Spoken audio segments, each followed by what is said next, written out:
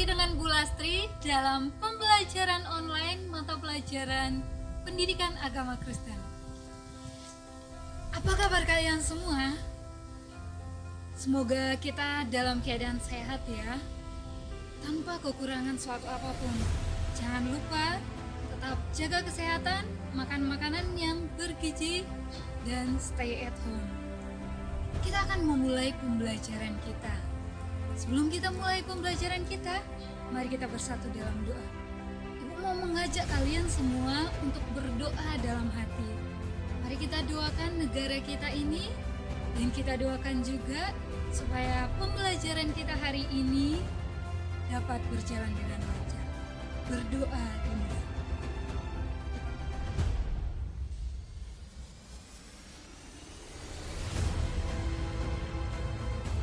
Berdoa selesai. Negara kita adalah negara yang maju dengan beragam suku, ras, agama, dan etnis. Perbedaan itu dapat memicu konflik di antara kita. Tetapi perbedaan itu juga dapat membuat kita untuk saling menghargai.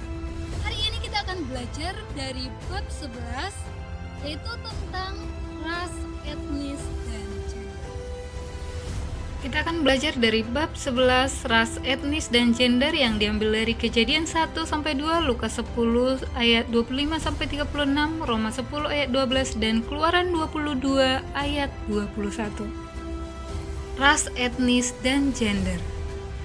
Kita akan belajar 3 hal: pengertian ras, etnis, dan gender.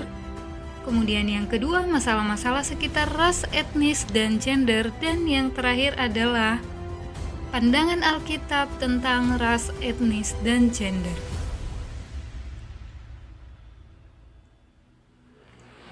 Ras adalah pengkategorian suatu kelompok manusia berdasarkan anatomi tubuh, budaya, genetika, sejarah, atau bahasa. Kulit hitam, rambut keriting dikenal sebagai orang Afrika dan Papua. Kulit kuning, mata sipit dikenal sebagai orang Cina, Korea, Jepang, dan Minahasa. Etnis adalah penyebutan kepada sekelompok manusia yang mendiami daerah tertentu serta memiliki adat kebiasaan sendiri. Ini adalah arti etnis.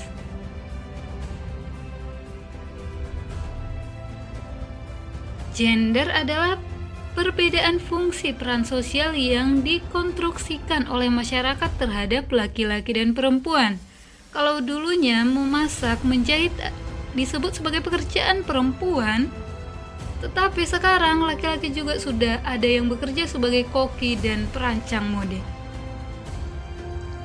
Masalah-masalah sekitar ras, etnis, dan gender.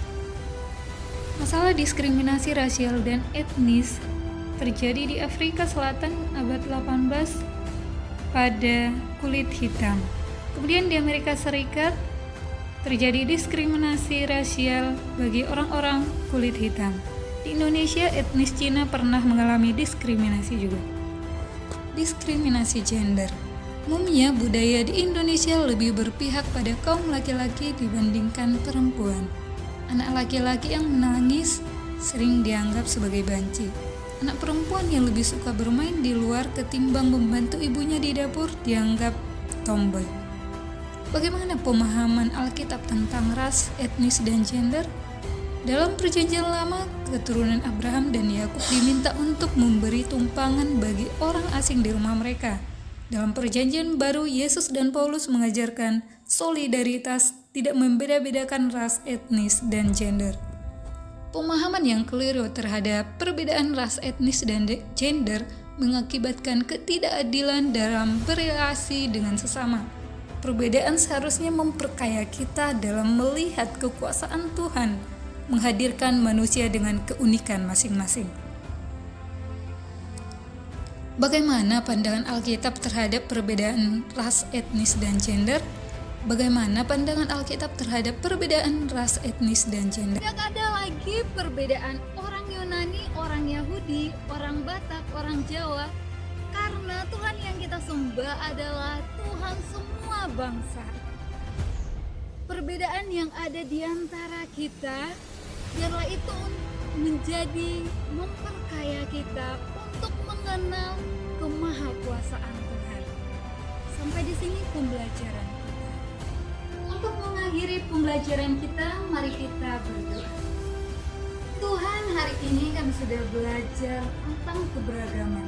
Berkati kami Tuhan supaya keberagaman itu tidak memicu konflik di antara kami, tapi kami dapat menghargai keberagaman itu sebagaimana itu adalah anugerah Tuhan dalam kehidupan kami.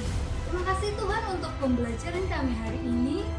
Kiranya ini bermanfaat bagi kami dan kami dapat menerapkannya dalam kehidupan kami sehari-hari.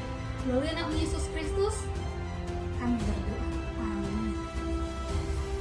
Demikian pembelajaran kita hari ini. Sampai ketemu dalam pembelajaran online selanjutnya. Shalom.